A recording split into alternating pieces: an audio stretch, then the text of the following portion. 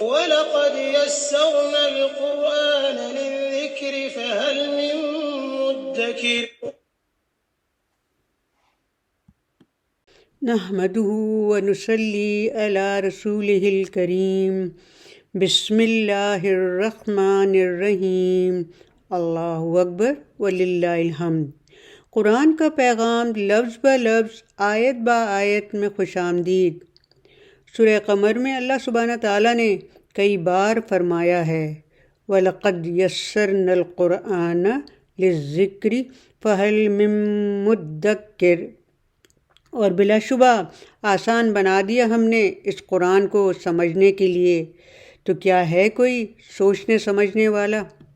قرآن کریم کی سورہ نساء آیت 137 اور 138 میں بیان ہوا ہے، بے شک جو لوگ ایمان لائے پھر کافر ہوئے، پھر ایمان لائے پھر کافر ہوئے، پھر بڑھتے چلے گئے کفر میں، ہرگز نہیں ہیں اللہ کہ بخشے ان کو، اور نہ یہ کہ ہدایت دے انہیں سیدھے راستے کی۔ خوشخبری دے دو منافقوں کو کہ ان کے لیے ہے دردناک عذاب۔ آیت نمبر 8 سے 16 تک ہم منافقین کے احوال کو سمجھ رہے تھے۔ آیت 17 سے 20 میں مثال کے ذریعے ان کے احوال کی حقیقت اور اثرات پر کیسے روشنی ڈالی گئی ہے سمجھتے ہیں۔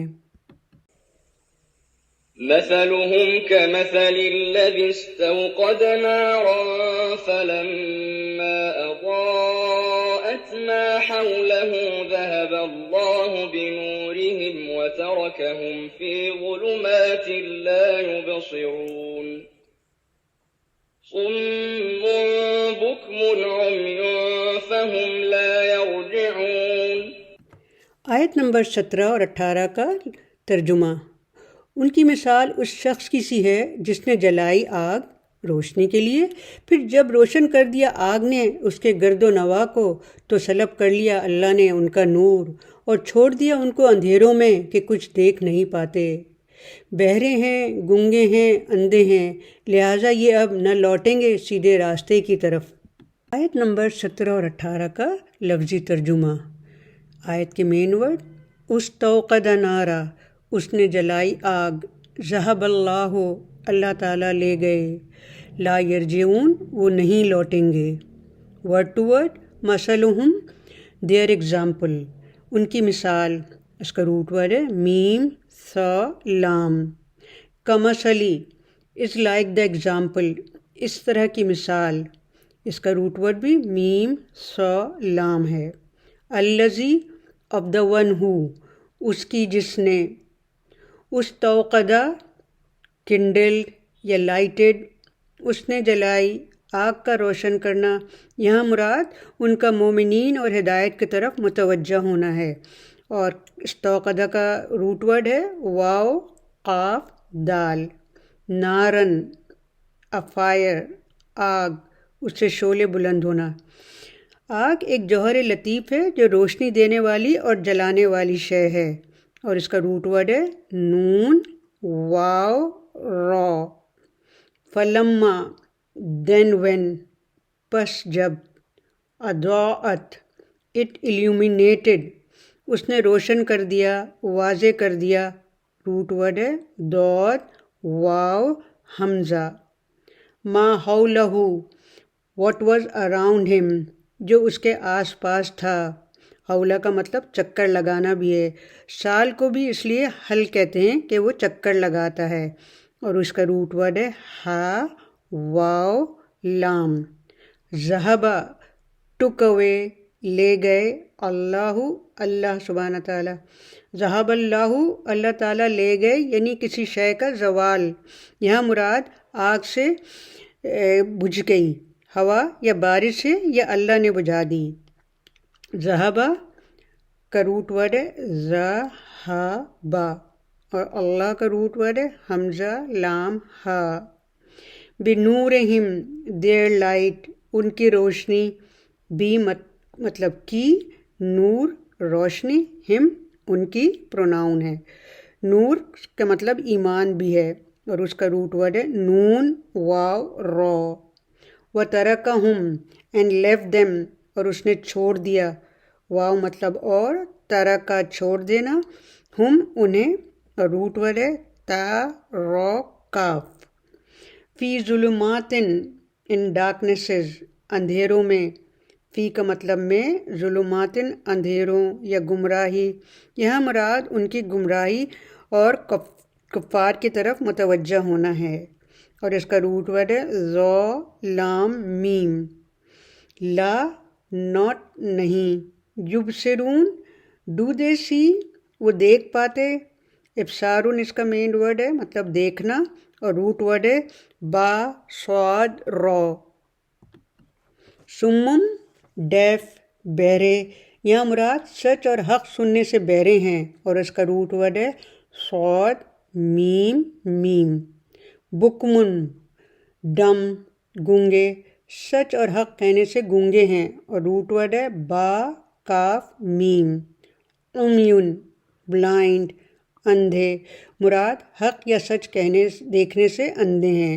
روٹ ورڈ ہے عین میم یا. فہم سو دے پس وہ ہیں. لا یرجعون دے ول ناٹ ریٹرن وہ نہیں لوٹیں گے. مراد ہدایت کی طرف. روٹ ورڈ ہے را جیم عین. آیت نمبر 17 اور 18 کا بریف ڈسکرپشن یعنی مختصر وضاحت. اس آیت میں ایک شب تاریخ کے نقشے سے سمجھایا گیا ہے. پہلا جملہ مثلہم کمثل الذی استوقد نارا. ان کی مثال اس شخص کی ہے جس نے جلائی آگ روشنی کے لیے. یعنی محمد صلی اللہ علیہ وآلہ وسلم کے آنے سے پہلے ہر طرف تاریکی چھائی ہوئی تھی، کوئی حقیقت واضح نہیں تھی. قافلہ انسانیت اندھیروں میں بھٹک رہا تھا. محمد صلی اللہ علیہ وآلہ وسلم تشریف لائے، انہوں نے آگ روشن کر دی. اس طرح سے ہدایت واضح ہو گئی، جہالت اور پریشانی دور ہو گئی. دوسرا جملہ فلما اضاءت ما حولہ. پھر جب روشن کر دیا آگ نے اس کے گرد و نواح کو تو آس پاس کی چیزیں روشن ہو گئیں. حق و باطل، خیر و شر، برائی اور بھلائی کی پہچان ہو گئی.